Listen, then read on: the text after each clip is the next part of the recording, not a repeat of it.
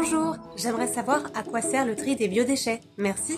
Épluchures de légumes, restes de repas ou encore végétaux issus du jardin, l'ensemble de ces déchets organiques est une ressource. Un tiers des poubelles d'ordures ménagères des Français sont constituées de déchets organiques.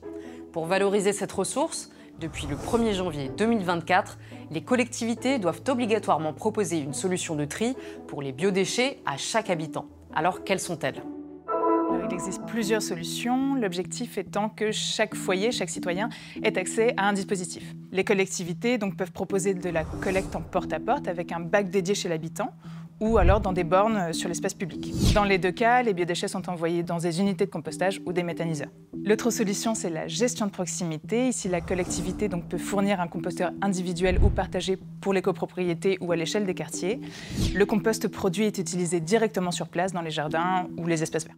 Ces solutions sont complémentaires au sein d'une même collectivité et sont choisies selon les besoins des territoires, de ses activités et ses habitants. Quels sont les enjeux de cette valorisation ? Il y a plusieurs enjeux, mais le principal étant le retour au sol de la matière organique. En effet, le compost permet de maintenir la bonne santé des sols. Il le nourrit et le rend plus résistant aux aléas climatiques tels que la sécheresse. S'ils sont envoyés en méthanisation, ils produisent du biogaz qui permet de se substituer au gaz fossile.